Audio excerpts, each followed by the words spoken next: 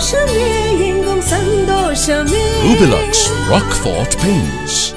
ஏதாவது ஆக்சிடென்டலாக aircraft spin ஆக ஆரம்பிச்சிச்சுன்னா எப்படி ரெக்கவர் பண்ணணும், எமர்ஜென்சி வந்துச்சுன்னா எப்படி ஹேண்டில் பண்ணணும், ஸ்டால்ஸ் ஆச்சு அப்படின்னா எப்படி ஹேண்டில் பண்ணணும், அந்த மாதிரி ஒவ்வொன்றும் சொல்லி தருவாங்க.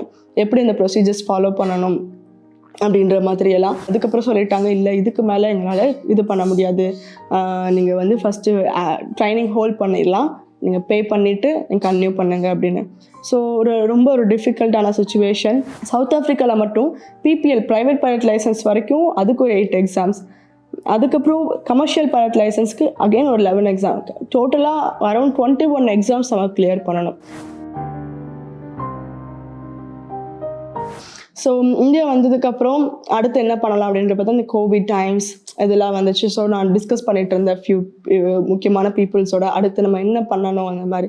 இப்போ அது மூலமாக எனக்கு கிடைச்ச ஐடியா என்னென்னா பைலட் ட்ரைனிங் எடுக்கணும். ஒரு பைலட்டாக இருக்கிறப்போ நமக்கு நிறைய எக்ஸ்பீரியன்ஸ் இருக்கும் ஃப்ளையிங் பற்றி, ஃப்ளையிங் அதே மாதிரி க்ரூ மேனேஜ்மெண்ட் பற்றி நிறைய எக்ஸ்பீரியன்ஸ் இருக்கும்.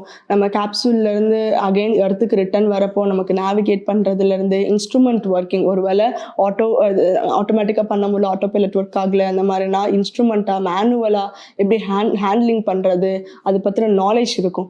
ஸோ இந்த எக்ஸ்பீரியன்ஸ் எனக்கு முக்கியம் அப்படின்னு சொல்லிட்டு எனக்கு தெரிய வந்தது.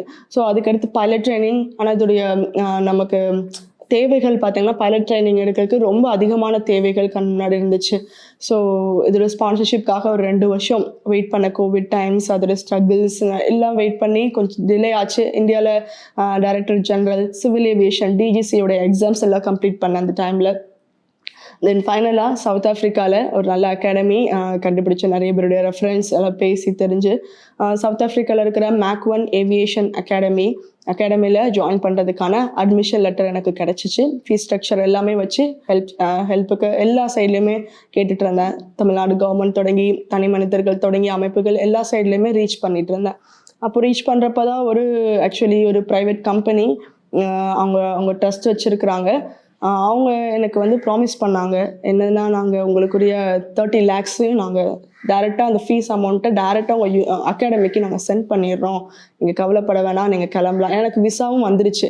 நான் ஜனவரி 2022 நான் கிளம்பணும். இப்படி இருக்கிறப்போ அவங்க நவம்பர் 2021 ப்ராமிஸ் பண்ணுறாங்க, நீங்கள் கிளம்பி போங்க, உங்களுக்குரியது டேரெக்டாக வந்துடும் அப்படின்னு ப்ராமிஸ் பண்ணுறாங்க. ப்ராமிஸ் பண்ணது மட்டும் இல்லாமல் ஒரு செக், ஒரு 30 lakhs போட்ட மாதிரி செக் கையில் கொடுத்த மாதிரி ஒரு ஃபோட்டோ எடுத்துட்டாங்க. அது அடுத்த நாள் ஒரு ஃபேமஸ் நியூஸ் பேப்பரில் அவங்க பப்ளிஷும் பண்ணிட்டாங்க. எங்களுக்கும் ஒரு ஹோப், ஓகே நியூஸ் பேப்பர்லேயும் அவங்க பப்ளிஷ் பண்ணிட்டாங்கன்னா கண்டிப்பாக பண்ணிடுவாங்க ஒரு ஹோப். அப்போ நான் ஜனவரி 16, 2022 ஜோஹனஸ்பர்க் நான் போகிறேன். சவுத் ஆஃப்ரிக்காவில் இறங்கிட்டேன். ஸோ ஃபஸ்ட்டு ஃபியூ மந்த்ஸ் எனக்கு டாக்குமெண்டேஷன் ஒர்க், மெடிக்கல்ஸ் அந்த மாதிரி இருந்துச்சு. சேம் டைம் நான் ஸ்பான்சர்ஷிப்ஸ்க்காக வெயிட் பண்ணிட்டு இருந்தேன், அந்த கம்பெனி எனக்கு சென்ட் பண்ணுவாங்க அப்படி சொல்லிட்டு நான் வெயிட் பண்ணிட்டு இருந்தேன். ஸோ மந்த்ஸ் போக போக கடைசியில் எனக்கு அந்த ஸ்பான்சர்ஷிப்ஸ் எனக்கு அவங்க அனுப்பிட்டோம், மணி ஸ்டக் ஆயிடுச்சு, நிறைய ரீசன்ஸ் சொல்ல ஆரம்பிச்சிட்டாங்க. நான் அங்கே என்னோட லிவிங் எக்ஸ்பென்சஸ்க்கு கூட அவங்களுடைய சப்போர்ட்டை எக்ஸ்பெக்ட் பண்ணி உட்காந்துருக்கேன். ரொம்ப கஷ்டமாக இருந்தது அந்த டைமில். மந்த்லி ரெண்ட் நமக்கு அரௌண்ட் 30,000 வரும், அது பே பண்ணணும். அது தவிர லிவிங் எக்ஸ்பென்சஸ், நமக்கு ட்ராவல் எக்ஸ்பென்சஸ், நம்ம அக்காமடேஷன்லேருந்து அகாடமி போகிறதுக்கு இதெல்லாம், அது ஒரு மந்த்லி ஒரு அரௌண்ட் 40,000 to 50,000 எனக்கு செலவு தேவைப்படுற அந்த நிலைமையில் எனக்கு வீட்டில் ஏன்னா அவங்களுக்குரிய என்ன தேவையோ மந்த்லி எக்ஸ்பென்சஸ் அம்மா அப்பா பார்த்துட்டு இருக்கப்போ அவங்களே என்னால் ப்ரெஷர் பண்ண முடியாது. இந்த ஸ்பான்சர்ஷிப் எப்போ ஒரு ஸ்பான்சர்ஸையும் நம்ம ப்ரெஷர் கொடுக்க முடியாது. அவங்க அனுப்புவாங்க மந்த்ஸ் கணக்காக வெயிட் பண்ண, கிட்டத்தட்ட 6 months ஆச்சு. அவங்க எந்த ரெஸ்பான்ஸும் எனக்கு தர சொல்லி கடைசியில் எதுவுமே தரலை, அதுதான் உண்மை. ஸோ இப்படி இருந்த சுச்சுவேஷனில் என்னென்னலாம் அப்போ நமக்கு சின்ன ஸ்பான்சர்ஷிப் கிடச்சிச்சோ அதெல்லாம் நான் வச்சு கொஞ்சம் ஃபீஸ் நான் கட்டியிருந்தேன், மந்த்லி எக்ஸ்பென்சஸ் ஃபேஸ் பண்ணிட்டு இருந்தேன். அந்த நியூஸ் பேப்பர் ஆர்டிக்கல் அப்படி அவங்க போட்டதுனால நிறைய மற்ற எனக்கு உதவி செய்கிறேன் நான் சொல்லியிருந்தேன், இல்லாட்டி உதவி செய்கிற அந்த எண்ணம் உள்ள நிறைய ஸ்பான்சர்ஸ் என்ன நினச்சிட்டாங்க, ஆல்ரெடி எனக்கு தேவைகள் சந்திக்கப்பட்டுருச்சு அப்படின்னு நினச்சிட்டு அப்படி இருந்ததுனால என்னால் அவங்ககிட்டையும் ரீச் பண்ண முடியல. ரொம்ப ஒரு காம்ப்ளிகேட்டடான ஒரு சுச்சுவேஷனில் நான் சவுத் ஆஃப்ரிக்காவில் இருந்தேன். ஃப்ளைங் ட்ரைனிங் பார்த்தீங்கன்னா ஜான்வரியில் ஜாயின் பண்ண பேப்பர் ஒர்க்ஸ்லாம் முடிஞ்சு ஏப்ரல் 27th என்னோட ட்ரைனிங் அஃபிஷியலாக ஃப்ளைட் ட்ரைனிங் ஸ்டார்ட் ஆச்சு. எனக்கு கேப்டன் நெதால் அசாத் அப்படின்னு ஒரு இன்ஸ்ட்ரக்டரை அப்பாயிண்ட் பண்ணியிருந்தாங்க. ஒரு நல்ல பர்சன். எனக்கு நான் ஒரு எக்ஸ்பீரியன்ஸ்ட் நல்ல இன்ஸ்ட்ரக்ஷன் கொடுத்தாங்க. ட்ரைனிங் நல்லபடியாக ஸ்டார்ட் ஆச்சு. பிகாஸ் அகாடமிக்கு தெரியும் நான் வந்து ஜஸ்ட் ஒரு பைலட் ட்ரைனிங்காக வரல, ஒரு ஆஸ்ட்ரோனாட் ஆகணுன்றதுக்காக இவ்வளோ ட்ரைனிங் முடிச்சது எனக்கு 11th ட்ரைனிங்காக இங்கே வந்திருக்கிறேன்னு ஒரு நல்ல இம்ப்ரெஷன் மேலே இருந்ததுனால அவங்க வந்து நீங்கள் ஸ்டார்ட் பண்ணுங்க, அவங்க ஸ்பான்சர்ஷிப் வந்த உடனே நீங்கள் பே பண்ணுங்க அப்படின்னு சொல்லி கொஞ்சம் எனக்கு டைம் பீரியட் எக்ஸ்கியூஸ் கொடுத்துருந்தாங்க. அப்படி ட்ரைனிங் ஸ்டார்ட் ஆச்சு. ஃபர்ஸ்ட் என்னோட ட்ரைனிங்கில் ப்ரைவேட் பைலட் லைசன்ஸ் அப்படி சொல்லுவாங்க, அந்த லெவல் ரீச் ஆகணும். இந்த ட்ரைனிங் வந்து பார்த்தீங்கன்னா 200 மணி நேரம் அந்த pilot training, commercial pilot training எடுத்தது. அது 200 மணி நேரம் நம்ம ஃப்ளை பண்ணணும். இல்லை இந்த ப்ரைவேட் பைலட் ட்ரைனிங் வரைக்கும் ஃபஸ்ட்டு வந்து நமக்கு நார்மல் ஃப்ளைட்டில் இன்ஸ்ட்ரக்டரோடு நம்ம போவோம், சொல்லி தருவாங்க எப்படி கிளைம் பண்ணணும், எப்படி டிசென்ட் பண்ணணும், எப்படி ஸ்ட்ரைட் அண்ட் லெவல் மெயின்டைன் பண்ணணும், எப்படி ஸ்பின் ஏதாவது ஆக்சிடென்டலாக ஏர்க்ராஃப்ட் ஸ்பின் ஆக ஆரம்பிச்சிச்சுன்னா எப்படி ரெக்கவர் பண்ணணும், எமர்ஜென்சி வந்துச்சுன்னா எப்படி ஹேண்டில் பண்ணணும், ஸ்டால்ஸ் ஆச்சு அப்படின்னா எப்படி ஹேண்டில் பண்ணணும், அந்த மாதிரி வந்து ஒவ்வொன்றும் சொல்லி தருவாங்க. எப்படி இந்த ப்ரொசீஜர்ஸ் ஃபாலோ பண்ணணும் அப்படின்ற மாதிரியெல்லாம். அப்போ இந்த பைலட் ட்ரைனிங்கில் ஸ்டார்டிங் ஸ்டெப்ஸ் இன்ஸ்ட்ரக்டரோட போகிறப்போ ஃபஸ்ட்டு அவங்க நார்மலாக ஏர்க்ராஃப்ட் எப்படி ஸ்டார்ட் பண்ணுறது சொல்லி தருவாங்க, டாக்ஸிங் பண்ணுறது சொல்லி தருவாங்க, எப்படி ரேடியோ கால்ஸ் மேக் பண்ணுறது சொல்லி தருவாங்க. தென் கிளைம்பிங் ஒரு கிளாஸ் இருக்கும், டிசெண்டிங் அப்படின்னு சொல்லி தருவாங்க, ஸ்பைரல் டைவ், ஸ்பின்ஸ், அந்த மாதிரி கிரிட்டிக்கல் சுச்சுவேஷன் வந்துச்சுன்னா எப்படி ரெக்கவர் பண்ணுறதுன்னு அதை பண்ணி சொல்லி தருவாங்க. அது ஸ்பைரல் டைவ்க்குள்ளே விட்டு அதை எப்படி ரெக்கவர் பண்ணுறது, ஸ்டால்ஸ் க்ரியேட் பண்ண சொல்லி எப்படி ரெக்கவர் பண்ணுறதுலாம் சொல்லி தருவாங்க. எமர்ஜென்சிஸ், இப்போ சடனாக என்ஜின் ஸ்டாப் ஆகிடுச்சு அப்படின்னா எப்படி வந்து ஒரு எமர்ஜென்சி லேண்டிங் பண்ணுறதுக்கு ஒரு லேண்ட் சூஸ் பண்ணணும், அதுக்கு ரெக்கவரி ப்ரொசீஜர்ஸ் வந்து பவர் செட்டிங் எப்படி வைக்கணும், ஃப்ளாப்ஸ் என்ன யூஸ் பண்ணணும், எப்படி அதை பார்க்கணும், எப்படி ரேடியோ கால் கொடுக்கணும், அந்த மாதிரி எல்லா ப்ரொசீஜர்ஸும் சொல்லி தருவாங்க. சொல்லித்தரது மட்டும் இல்லாமல் ஏர்க்ராஃப்டில் வச்சு எங்களுக்கு எமர்ஜென்சி கொடுப்பாங்க. ஒரு 8000 ஃபீட்டில் நம்ம பறந்துட்டு இருப்போம், திடீர்னு பவர் கட் பண்ணிட்டுருவாங்க. அப்படின்னா என்ஜின் ஃபெயிலியர்னு அர்த்தம். என்ஜின் ஃபெயிலியர் ஃபுல்லாக என்ஜின் ஸ்டாப் ஆயிரும், இப்போ நீங்கள் என்ன பண்ணுவீங்க செய்யுங்க அப்படின்வாங்க. ஸோ அப்போ நாங்கள் உங்களுக்கு செஞ்சு காட்டுவோம். ஒரு கிரவுண்ட் லெவல் கிட்ட ஒரு 100 ஃபீட் கிட்ட எங்களை விட்டுருவாங்க. அதுக்கப்புறம் நியர் கிரவுண்ட் போனப்போ இப்போ ரெக்கவர் பண்ணுங்க அப்படி சொல்லுவாங்க. அப்போ நாங்கள் உடனே இமீடியட் ரெக்கவர் பண்ணி இப்படி தான் பண்ணுவோம் அப்படி சொல்லி காட்டுவோம்.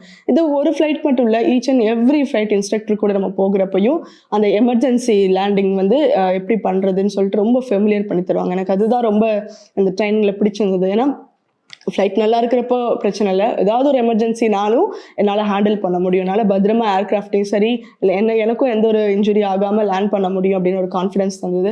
தென் ப்ரிகாஷனரி லேண்டிங், ஃபோர்ஸ் லேண்டிங், அந்த மாதிரி டிஃப்ரெண்ட் செஷன் இருக்கும். இதெல்லாம் டுவல் ட்ரைனிங்ஸில் போகும். அதுக்கப்புறம் சர்க்கியூட்ஸ் ஆரம்பிக்கும். சர்க்கியூட்ஸ் எப்படி ஒரு ஏரோட்ரமில் போய் சர்க்கியூட்டில் இருந்து நம்ம வந்து up wind, cross wind, down wind, base landing எப்படி அது கரெக்டாக பண்ணுறது, அன்மேன் ஜாயினிங் ப்ரொசீஜர்ஸ் பண்ணுறது, அதெல்லாம் சொல்லி தருவாங்க. தென் நேவிகேஷன் ஃப்ளைட் எப்படி வந்து ஒரு மேப் வச்சு ஒரு இங்கேருந்து இன்னொரு பிளேஸ்க்கு போகணும்னா அதில் நம்ம என்னென்னலாம் யோசிக்கணும், எப்படி ஹெட்டிங் செட் பண்ணணும், வின் டைரக்ஷன்ஸ்லாம் பார்த்து எப்படி கால்குலேஷன்ஸ் பண்ணணும், எப்படி நம்ம மேப்பையும் அவுட் சைட் ரெஃபரன்ஸையும் பார்த்து விஷுவலாக ரெஃபரன்ஸ் பண்ணி நம்ம ஃப்ளை பண்ணணும். நேவிகேஷன் ஃப்ளைட்ஸ் இருக்கும். இதில் என்னென்னா எங்களுக்கு அவங்க டுவலும் வருவாங்க, ஒவ்வொரு ஃப்ளைட்ஸ் முடிச்சதுக்கப்புறம் சோலோவாக தனியாக அனுப்புவாங்க. தனியாக அந்த ஏர்க்ராஃப்ட் நாங்கள் எடுத்துகிட்டு நான் போயிட்டு அதே மாதிரி ப்ரொசீஜர்ஸ் பண்ணி கரெக்டாக லேண்ட் பண்ணி நான் கொண்டு வரணும். இந்த மாதிரி சோலோவும் அனுப்பி கான்ஃபிடன்ஸ் இன்க்ரீஸ் பண்ணுவாங்க. ஸோ இதுதான் PPL வரைக்கும் இருக்கிற ப்ரொசீஜர். ஸோ இது முடிச்சிட்டோன்னா ப்ரைவேட் பைலட் லைசன்ஸுக்கு எக்ஸாமினர் வந்து நம்ம டெஸ்ட் பண்ண அவங்க கூட அவங்கள எடுத்துகிட்டு, அதாவது அவங்கள ஃப்ளைட்டை நம்ம கூட்டிகிட்டு போகணும். அவங்க என்னென்ன கேட்குறாங்களோ நம்ம ப்ரொசீஜர் செஞ்சு காட்டணும். அது அவங்க சாட்டிஸ்ஃபை ஆகுறப்போ நமக்கு அந்த லைசன்ஸ் தருவாங்க. ஃபஸ்ட் எனக்கு அந்த ப்ரைவேட் பைலட் லைசன்ஸ் கிடச்சிச்சு. ஸோ என்னோடய அகாடமியில் மேலே இருந்து ஒரு நல்ல இம்ப்ரெஷனில் அது வரைக்கும் என்னை வந்து ஃபீஸ் இல்லாமல் அலோவ் பண்ணி இது பண்ணிட்டு இருந்தாங்க. இந்த ஒரு சுச்சுவேஷனில் இதுக்கு அவங்க அதுக்கப்புறம் சொல்லிட்டாங்க, இல்லை இதுக்கு மேலே எங்களால் இது பண்ண முடியாது, நீங்கள் வந்து ஃபஸ்ட்டு ட்ரைனிங் ஹோல்ட் பண்ணிடலாம், நீங்கள் பே பண்ணிவிட்டு கன்டினியூ பண்ணுங்க அப்படின்னு. ஸோ ரொம்ப ஒரு டிஃபிகல்ட்டான சுச்சுவேஷன். நானும் அப்போ ஸ்பான்சர்ஸை ரீச் பண்ணுறேன், அவங்க ரீசன்ஸ் கொடுக்குறாங்க. பட் நல்லா தெரிய வந்தது, அதாவது அவங்க டேரெக்டாக நோன்னு சொன்னோன்னா நம்ம வந்து வேறு ஏதாவது ஸ்டெப் எடுத்துருவோமோ, அவங்க அந்த ஒரு ஏதாவது ஒரு இதில் தயக்கத்தில் அவங்களால அப்படி சொல்லாமல் இல்லை இன்னும் 2 மாதம் இன்னும் 3 மாதம்னு இது பண்ணாங்க. கடைசியில் ஒரு கட்டத்தில் அவங்க சொல்லிட்டாங்க, இல்லை எங்களால் பண்ண முடியாது, சாரி அப்படின்னாங்க. இப்படி ஒரு ஸ்பான்சர்ஷிப் நம்பி வந்து நம்ம இங்கே இருக்கிறோம், ஒரு லிவிங் எக்ஸ்பென்சஸ்க்கு போராடுற சுச்சுவேஷன், ஃபீஸும் கட்ட முடியல, ரொம்ப ஸ்ட்ரகிளாக இருந்தது. வீட்லேயும் நம்ம வந்து வீட்லேயும் என்னை அங்கே அனுப்பி வச்சுட்டு பேரண்ட்ஸோடைய மென்டாலிட்டி உங்களுக்கு எல்லாருக்குமே தெரியும் எவ்வளோ ஸ்ட்ரகிளாக இருக்கும் அப்படின்னு. ஆனால் அந்த சுச்சுவேஷனில் அப்போ இன்னொரு சைடு நாங்கள் தமிழ்நாடு கவர்மெண்ட்டில் அந்த 6 மாதமும் அங்கே இருந்த 6 மாதமும் ரீச் பண்ணோம். அப்பா நான் அதாவது நான் இங்கே வரதுக்கு முன்னாடி பல மாதங்கள் பல முறை செக்ரட்டரியேட்டுக்கு போயிட்டு அதிகாரிகளை அணுகி இது பண்ணியிருக்கோம். நான் வந்ததுக்கு அப்புறமுமே ஏன்னா அந்த ஸ்பான்சர்ஷிப் இன்னும் வரல அப்படின்றதுனால அப்பாவுமே தமிழ்நாடு கவர்மெண்ட் செக்ரட்டரியேட்டுக்கு போய் ரொம்ப அலைஞ்சு ஸ்ட்ரகிள் பண்ணி சர்டிஃபிகேட்ஸ் டாக்குமெண்ட் சப்மிட் பண்ணி பேசி இது பண்ணிட்டு இருந்தாங்க. ஸோ இதுக்கப்புறம் தமிழ்நாடு கவர்மெண்ட் வந்து எனக்கு டெக்னிக்கல் டிபார்ட்மெண்ட் மூலமாக 15 lakhs வந்து எனக்கு ஸ்பான்சர்ஷிப் பண்ணாங்க. அவங்க இது டேரெக்டாக என்னோடய அக்கௌண்ட்டுக்கு வந்துச்சு. நான் உடனே அந்த மணியை என்னோடய அகாடமிக்கு சென்ட் பண்ணி ரிமைனிங் ஃபீஸ் வந்து கவர் பண்ணிட்டேன். தமிழ்நாடு கவர்மெண்ட்க்கு நான் ரொம்ப நன்றி செலுத்துகிறேன். ஸோ இது கவர் பண்ணதுக்கப்புறம் லிவிங் எக்ஸ்பென்சஸ் இருந்தது. பட் அந்த ரிமைனிங் கிட்டத்தட்ட நான் சவுத் ஆஃப்ரிக்காவில் 1 year 3 months இருந்திருக்கிறேன். அதில் எனக்கு 11 months ட்ரைனிங், மற்ற டைம் வந்து டாக்குமெண்டேஷன் ஒர்க் இருந்துச்சு. இந்த 1 year 3 monthsலையுமே லிவிங் எக்ஸ்பென்சஸ்க்கு ரொம்ப ஸ்ட்ரகிளாக இருந்தது. நிறைய பேருடைய சின்ன சின்ன உதவிகள் அந்த டைமில் எனக்கு உதவின இந்த 10 years ஜேர்னியில் நிறைய ஸ்பான்சர்ஸ் உதவி பண்ணியிருக்கிறாங்க. எல்லாருக்கும் நான் ரீச் பண்ணேன், சார் இந்த மாதிரி நான் ஒரு சுச்சுவேஷனில் இருக்கிறேன், எனக்கு உதவி வேணும்னு. ஆனால் அதில் வந்து சிலர் வந்து ஆல்ரெடி உங்களுக்கு தான் உதவி கிடச்சிருச்சு, நாங்கள் நியூஸ் பேப்பரில் பார்த்தோமேன்னு சொன்னவங்களும் இருக்கிறாங்க. பட் நிறைய பேர் வந்து ஏன்னா அவங்களுக்கு என்னோட ஜென்யூனிட்டி தெரியும். நான் இத்தனை வருஷம் ட்ரைனிங் எடுக்கிறேன், எப்படி அவங்க ஸ்பான்சர்ஷிப்பை சரியாக பயன்படுத்தி இருக்கிற ஒவ்வொரு ட்ரைனிங்கும் எப்படி நான் க்ராஸ் பண்ணி வந்திருக்கேன் அவங்களுக்கு தெரியும். என்னை புரிஞ்சுக்கிட்டவங்க அவங்க சூழ்நிலையை புரிஞ்சுட்டு என்னோட மந்த்லி எக்ஸ்பென்சஸ்க்கு அவங்களால முடிஞ்ச சின்ன சின்ன உதவி சென்ட் பண்ணாங்க. இது ஒருத்தர்னு சொல்ல முடியாது. 1 month எனக்கு அந்த 40,000 50,000க்கு நிறைய பேர் அவங்களால முடிஞ்ச 1,000 2,000 அந்த மாதிரி நிறைய சென்ட் பண்ணியிருக்கிறாங்க. ஸோ இப்படியெல்லாம் மீட் பண்ணி தான் இந்த 14 monthsக்கு மேலே என்னால் சவுத் ஆஃப்ரிக்காவில் சர்வை பண்ண முடிஞ்சது. இதுக்கு நடுவில் எக்ஸாம்ஸ் இருக்குது. இப்போ சவுத் ஆஃப்ரிக்காவில் பைலட் ட்ரைனிங் எடுக்கிறதுல இருக்கிற ஒரு டஃப் என்னது அப்படின்னா, இந்தியாவில் பைலட் ட்ரைனிங்க்கு 5 எக்ஸாம்ஸ், மற்ற கண்ட்ரிலேயே ஒரு 4-5 எக்ஸாம்ஸ் இருக்கும். சவுத் ஆஃப்ரிக்காவில் மட்டும் பிபிஎல் ப்ரைவேட் பைலட் லைசன்ஸ் வரைக்கும் அதுக்கு ஒரு 8 எக்ஸாம்ஸ். அதுக்கப்புறம் கமர்ஷியல் பைலட் லைசன்ஸ்க்கு அகெயின் ஒரு 11 எக்ஸாம். டோட்டலாக அரௌண்ட் 21 எக்ஸாம்ஸ் நம்ம கிளியர் பண்ணணும். 21 எக்ஸாம்ஸ்லையுமே 75% தான் பாஸ் மார்க். ஸோ டஃப்பாக இருக்கும். பிபிஎல் எக்ஸாம் கூட நமக்கு ஆல்ரெடி நான் இந்தியாவில் எக்ஸாம்ஸ் முடிச்சிருந்தேன். ஸோ என்னால் வந்து சீக்கிரம் பிபிஎல் எக்ஸாம் பண்ண முடிச்சு. சிபிஎல் எக்ஸாம் வரப்போ எல்லாரும் சொன்னாங்க இது ரொம்ப டஃப்பான எக்ஸாம். எனக்கு முன்னாடி சீனியர்ஸ் தான் ரொம்ப டஃப்பான எக்ஸாம். ஏன்னா கிட்டத்தட்ட இந்த எக்ஸாமுக்கு மட்டும் சிபிஎல் 11 எக்ஸாமுக்கு மட்டும் 1 வருஷத்துக்கு மேலே படிக்கிறவங்க நான் பார்த்துருக்குறேன். ஏன்னா அவ்வளோ டைம் எடுக்கும், ஒவ்வொரு எக்ஸாம்லேயும் அவ்வளோ டஃப்பாக இருக்கும் கொஷின், அந்த மாதிரிலாம் சொல்லிட்டு இருந்தாங்க. ஸோ எனக்கு நான் பிபிஎல் முடிச்சு சிபிஎல்ல என்டர் ஆகுறப்பே எனக்கு ஒரு நல்ல ஒரு பிக்சர் கொடுத்துட்டாங்க. இது it's gonna be tough and it's gonna take time அப்படின்னு. பட் வந்து நானும் ப்ரே பண்ணி இல்லை நான் சீக்கிரம் முடிக்கணும், பிகாஸ் நான் ரொம்ப நாள் இங்கே ஸ்டே பண்ண முடியாது, எனக்கு லிவிங் எக்ஸ்பென்சஸ் ஒரு சைடு இருக்குது, டைமும் நான் ரொம்ப கன்சியூம் பண்ண முடியாது அப்படின்னு டே அண்ட் நைட் படிக்க ஸ்டார்ட் பண்ணேன். எல்லோரும் மந்த்லி ஒரு எக்ஸாம் புக் பண்ணுவாங்க, நான் வீக்லி ஒரு எக்ஸாம் புக் பண்ண ஆரம்பித்தேன். அதில் ப்ரே பண்ணி பை காட்ஸ் கிரேஸ் எல்லா எக்ஸாமையும் நான் 2 monthsல கம்ப்ளீட் பண்ணேன். நல்ல ஸ்கோர்ஸில் 2 monthsல கம்ப்ளீட் பண்ணேன். என்னுடைய அகாடமியில் சிஇஓ இன்ஸ்ட்ரக்டர்ஸ் யாராலையும் அதை நம்ப முடியலை. ஸோ அவங்களே வந்து என்கிட்ட இவ்வளோ சீக்கிரம் இப்படி முடிக்கிறதுக்கு நீங்கள் என்ன ரெஃபர் பண்ணீங்க, என்ன படிச்சீங்க? எல்லாரும் படிக்கிற அதே புக்ஸ் அதே கொஷின்ஸ் அதான் படித்தேன் அப்படின்னா யாராலையும் அதை நம்ப முடியல. இவ்வளோ சீக்கிரமாக அந்த எக்ஸாம்ஸ் யாருமே அகாடமியில் முடித்ததில்லை அப்படின்னு. நான் எக்ஸாம்ஸ் சீக்கிரம் முடித்ததுனால அகாடமி வந்து ப்ரையாரிட்டி கொடுக்க ஆரம்பித்தாங்க. ஓகே ஃப்ளையிங் சீக்கிரம் முடிக்கணும் அப்படின்னு. தென் இன்ஸ்ட்ருமெண்ட் ஃப்ளையிங், அதாவது வெளியிலேயே பார்க்காம இன்ஸ்ட்ருமெண்ட்டை மட்டும் பேஸாக வச்சு altimeter, airspeed indicator, AH, VSI இது மாதிரி இன்ஸ்ட்ருமெண்ட்டே பேஸாக வச்சு எப்படி ஃப்ளை பண்ணுறதா இன்ஸ்ட்ருமெண்ட் ஃப்ளையிங். இது அட்வான்ஸ் ட்ரைனிங், அது நான் எடுத்தேன். இது வந்து சிபிஎல்லுடைய பார்ட், கமர்ஷியல் பைலட் லைசன்ஸோடைய part, one of the part. Then அதுக்கப்புறம் மல்டி என்ஜின் ஏர்க்ராஃப்ட்டுக்கு ஷிஃப்ட் ஆகி மல்டி என்ஜின் ஏர்க்ராஃப்டில் ஃபெமிலரைசேஷன், தென் ஐஎஃப் ட்ரைனிங் எல்லாம் எடுத்து மல்டி என்ஜின் ஏர்க்ராஃப்டில் தான் நான் என்னோடய ஃபைனல் கமர்ஷியல் பைலட் டெஸ்ட் நான் கொடுத்தேன். கேப்டன் சேட் அவங்க தான் வந்து என்னை டெஸ்ட் பண்ணாங்க. அவங்க வந்து ஃபஸ்ட்டு ஏர்க்ராஃப்ட்லேயே டெஸ்ட் நடக்கும், தென் சிமுலேட்டர்லேயும் டெஸ்ட் நடக்கும். ரெண்டும் எனக்கு 24th of February this year எனக்கு 2024 நடந்துச்சு. ரெண்டுலேயுமே சக்ஸஸ்ஃபுல்லாக ஃபஸ்ட் அட்டெம்ப்டில் நான் கிளியர் பண்ணேன். ஹாப்பியாக அந்த நம்ம ப்ரைவேட் லைசன்ஸ் வாங்குறப்போ டபுள் ஸ்ட்ரைப் கொடுத்தாங்க. தென் அந்த சிபிஎல் முடித்தப்போ அந்த 3 stripes அது அவங்க கொடுக்குறப்போலாம் எனக்கு ரொம்ப சந்தோஷமாக இருந்துச்சு. ஏன்னா இந்த மூமெண்ட்டுக்காக அந்த கண்ட்ரியில் ரொம்ப கஷ்டப்பட்டிருக்கேன், ரொம்ப ஸ்ட்ரகிளுக்கு நடுவில் நான் இருந்திருக்கிறேன். ஆனால் டே அண்ட் நைட் படித்து டே அண்ட் நைட் ஃப்ளைட்ஸ் இருக்கும், நைட் ஃப்ளைட் ரேட்டிங்னு சொல்லிட்டு எவ்வளவோ கஷ்டப்பட்டதுக்கு இது ஒர்த்து. இந்த மூமெண்ட்டுக்காக தான் அது மாதிரி என்னை நம்பி எனக்கு ஸ்பான்சர் பண்ண மந்த்லி எக்ஸ்பென்சஸ்க்கு அடுத்து ஃபீஸுக்கு நிறைய ஸ்பான்சர் பண்ணேன். ஏன்னா அந்த பைலட் ட்ரைனிங் ஆரம்பத்தில் பார்த்தீங்கன்னா எனக்கு பைலட் ட்ரைனிங் கவர்மெண்ட் சப்போர்ட் கிடைக்கிறதுக்கு முன்னாடி எனக்கு அந்த பிபிஎல் வரைக்குமான இந்த ஃபீஸ் நான் பே பண்ணுறதுக்கு நிறைய ஒரு டாக்டர்ஸோடைய கம்யூனிட்டி இணைஞ்சு படிக்கட்டுகள் சுவடுகள் ஆர்கனைசேஷன்ஸ் அவங்க மூலமாக இணைஞ்சு மதுரையில் இருக்கிற நிறைய டாக்டர்ஸ் வந்து இணைஞ்சு எனக்கு ஹெல்ப் பண்ணாங்க. ஸோ அதனால தான் ஃபஸ்ட்டு அந்த கொஞ்சம் ஃபீஸாவது எனக்கு கவர்மெண்ட் சென்ட் பண்ணுறதுக்கு முன்னாடி இந்த கொஞ்சம் ஃபீஸாவது என்னால் பே பண்ண முடிஞ்சது. ரொம்ப இந்த மாதிரி எல்லாருடைய சப்போர்ட் பண்ணதுக்கு ஒரு நல்ல ஒரு நிறைவு எனக்கு கிடச்சிச்சு. எல்லாருக்கும் ஒரு நல்ல ஒரு ப்ரவுட் மூமெண்ட் கொடுக்க முடிஞ்சது அப்படி சொல்லி சந்தோஷமாக இருந்தது. ஸோ 24th February என்னோட சிபிஎல் முடிஞ்சது. தென் டிஜிசிஏக்கு சப்மிட் பண்ண வேண்டிய நிறைய டாக்குமெண்டேஷன் ஒர்க்ன்றதுனால ஒரு 1 month வரைக்கும் அங்கே ஸ்டே பண்ணி அதை ரெடி பண்ணேன். ஸோ ஒரு கமர்ஷியல் பைலட்டாக ஹாப்பியாக இந்தியாவுக்கு ஒரு நேற்று வந்தேன். ஸோ இந்த ஜேர்னியில் வந்து எனக்கு இது வரைக்குமே சப்போர்ட் பண்ண, அதாவது ஃபினான்ஷியலாக எமோஷ்னலாக இல்லை தட்டி கொடுத்து ஒரு விஷ் அனுப்பி அந்த மாதிரி சப்போர்ட் பண்ண எல்லாருக்குமே நான் இந்த நேரத்தில் என்னுடைய மனமார்ந்த நன்றியை என் சார்பாக என்னுடைய குடும்பத்தின் சார்பாக தெரிவிக்க நினைக்கிறேன். நான் உங்களுடைய எம்எல் வச்சுருந்த இந்த ட்ரஸ்ட் நம்பிக்கை நான் சாதிக்கணும், அதாவது உங்களால் முடியாது அப்படி ஏதோ ஒரு இடத்துல எல்லாருக்குமே ஆஸ்ட்ரோனாட் ஆகணுன்ற ஒரு ஆசை இருக்கும். அப்படி ஒரு பொண்ணு இவங்க ஏதோ ஒரு கிராமத்தில் எதுவுமே தெரியாத இடத்துல இருந்து வந்து இப்போ இவ்வளோ தூரம் போகிறாங்கன்னு சொல்லி நீங்கள் நம்பி இந்த 10 years ஜேர்னியில் எனக்கு நீங்கள் சப்போர்ட் பண்ணியிருக்கிறீங்க. அதுக்காக நன்றி செலுத்துகிறேன். கண்டிப்பாக என்னுடைய ஆம்பிஷன் ரீச் பண்ணுவேன். ஸோ இதுக்கடுத்து இருக்கிற ஸ்டெப் என்ன அப்படின்னு பார்த்தீங்கன்னா, இப்போ நான் சவுத் ஆஃப்ரிக்கா லைசன்ஸ் என் கையில் இருக்க பைலட் லைசன்ஸ் இருக்குது. நான் இந்தியன் பைலட் லைசன்ஸை நான் கன்வெர்ட் பண்ணணும்.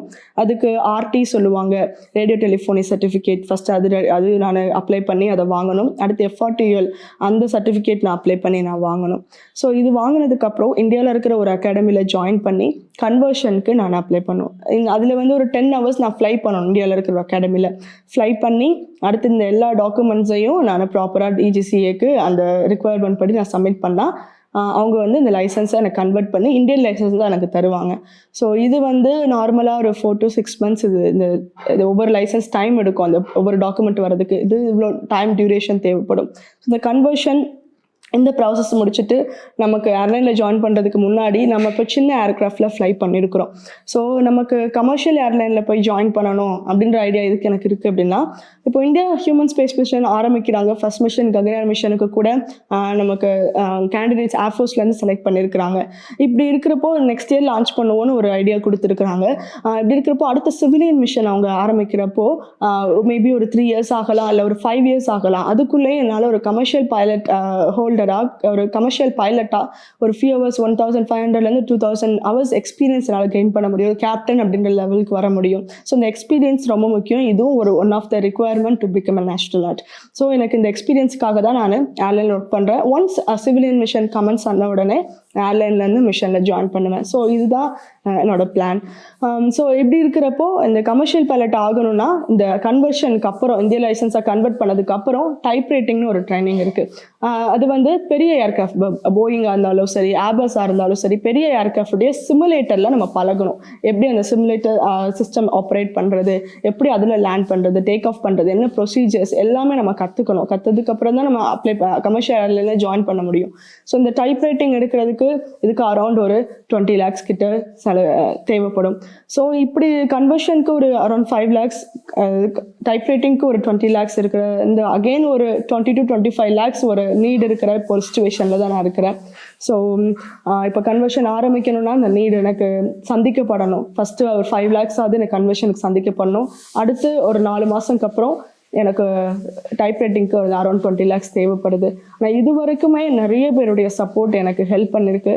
இனியும் எனக்கு இந்த வீடியோ மூலமாக ரீச் பார்க்குறவங்க, இல்லை எனக்கு ஹெல்ப் பண்ணணும்னு நினைக்கிறவங்க, இல்லை இந்த மாதிரி ஒரு பொண்ணு ஸ்பேஸுக்கு போய் ரீச் ஆச்சுன்னா நிறைய பேரை இன்ஸ்பயர் பண்ணணும், அதை விரும்புகிறவங்க ஹெல்ப் பண்ணுவாங்க அப்படின்னு சொல்லிட்டு நம்பிக்கையில் இருக்கிறேன். இன்னும் எங்களுக்கு வந்து ஒரு சொந்த வீடு கூட இல்லை. இன்னும் நாங்கள் வந்து ஒரு வாடகை வீட்டில் தான் இருக்கிறோம். இவ்வளோ தூரம் இது கஷ்டப்பட்டு ஏன் பண்ணுறேன்னா, இந்த ஆம்பிஷனை நான் ரீச் பண்ணுறது மூலமாக நிறைய பேரால் ஆஸ்ட்ரோனாட்டாக அந்த ஸ்டெப் எடுக்க முடியும். ஏன்னா நான் இந்த ப்ராசஸ் ஸ்டார்ட் பண்ணுறப்போ எனக்கு ப்ராப்பராக நீங்கள் இதை தான் ஃபஸ்ட் ட்ரைனிங் எடுக்கணும், இந்த ட்ரைனிங் தான் செகண்ட் எடுக்கணும், லீட் பண்ணுறதுக்கு யாருமே இல்லை. எனக்கு ஒரு ப்ராப்பர் கைடன்ஸ் இல்லை. நான் இந்தியாவில் இதுக்கு முன்னாடி ஆஸ்ட்ராட் ஆகிருக்கிறாங்க. நான் பார்த்தா கல்பனா சாவ்லா, சுனிதா வில்லியம்ஸ் எல்லாருமே நாசா மூலமாக அமெரிக்காவிலேருந்து ஆனவங்க. அவங்களுக்கு சிட்டிசன்ஷிப் இருந்துச்சு. இப்போ நான் இந்தியாவிலேருந்து ஆகணுன்றப்ப இந்தியாவிலேருந்து டேரெக்டாக இந்தியன் ஸ்பேஸ்ஷிப் மூலமாக போனவங்க அப்படின்னு யாருமே இல்லாதனால எனக்கு கரெக்டாக எதை ஃபாலோ பண்ணுறது தெரில. எல்லாருடைய ஹிஸ்ட்ரி, எல்லா ஆஸ்ட்ராட்ஸோடைய ட்ரைனிங் ஹிஸ்ட்ரிஸ் பார்த்து ஓகே அவங்க இது எடுத்துருக்காங்க, ஸோ நான் இதுவும் அண்டர்கோ பண்ணணும். அந்த மாதிரி ரொம்ப ஸ்ட்ரகிள் பண்ணி தான் ஒவ்வொரு ஸ்டெப்பும் ரீச் ஆகி வந்திருக்கிறேன். நான் ஆஸ்ட்ராட் ஆனேன் அப்படின்னா அது ஒரு கிராமத்தில் சாதாரண அல்லிநகரம் அப்படின்ற பிளேஸ்லேருந்து வந்து தமிழ் மீடியத்தில் படித்து ஒரு பொண்ணு, அதாவது ஃபினான்ஷியல் ஸ்டெபிலிட்டி இல்லாத ஃபேமிலியில இருந்து வந்து இப்படி ஒருத்தவங்க ஆனாங்கன்னா நம்மளாலே ஆக முடியணும். ஒரு கவர்மெண்ட் ஸ்கூலில் படிக்கிற ஒரு ஸ்டூடெண்ட் இருந்தாலும் தமிழ் மீடியமோ வேறு எந்த ஒரு சாதாரண எளிய இடத்துல இருந்து படிக்கிற எந்த பிள்ளைங்களாலேயும் அந்த கான்ஃபிடன்ஸ் அவங்களுக்கு கிடைக்கும். அவங்களாலேயும் ஒரு பெரிய கெரியர் ஆஸ்ட்ரோனாட் மாதிரி ஒரு பெரிய ஒரு டாக்டர் ஆகுறதோ ஒரு பெரிய கெரியர் நோக்கி போகிறதுக்கான கான்ஃபிடன்ஸ் கிடைக்கும். நான் நிறைய ஸ்டூடெண்ட்ஸை இன்ஸ்பயர் பண்ணணும்னு நினைக்கிறேன். இது இந்த லெவல் ஆஸ்ட்ரோனாட்டாக ரீச் ஆகிட்டு நிறைய ட்ரைனிங் சென்டர்ஸ் ஓப்பன் பண்ணணும்னு நினைக்கிறேன். நான் என்னென்ன ட்ரைனிங்ஸ்லாம் இங்கே கிடைக்காம அலைஞ்சு திரிஞ்சு எடுத்தேனோ அதை நானே கொடுக்கணும் அப்படின்னு நினைக்கிறேன். இந்த மாதிரி நிறைய ட்ரீம்ஸ் இருக்குது. ஸோ இத்தனை மாணவர்களுடைய எதிர்காலத்தை தொடணும். நான் என்னோட ஸ்கூலுக்கு நான் போனால் கூட குழந்தைங்க வருவாங்க, அக்கா நீங்கள் மூணுக்கு போயிட்டு வந்துட்டீங்களா, மூணு எப்படி இருந்துச்சு கேட்பாங்க. இப்போ அவங்களுடைய மனசில் இப்போ இந்த ஸ்கூலில் இதே ஒரு சாதாரண தமிழ் மீடியம் ஸ்கூல் படிச்சுட்டு வந்தால் கூட நம்மளாலே மூணுக்கு போக முடியும் அப்படின்ற ஒரு கான்ஃபிடென்ஸ் என்னால் கொடுக்க முடிஞ்சிருக்குன்னா இதை நான் கம்ப்ளீட் பண்ணிட்டேன்னா இதோடைய ரீச் அதிகமாக இருக்கும். நிறைய யங்ஸ்டர்ஸை வந்து என்னால் அவங்களுடைய ட்ரீமுக்கு நேராக லீட் பண்ண முடியும் அப்படின்ற நம்பிக்கை எனக்குள்ளே இருக்குது. சந்தோஷமே எங்கும் சந்தோஷமே. Rubilux Rockfort Paints.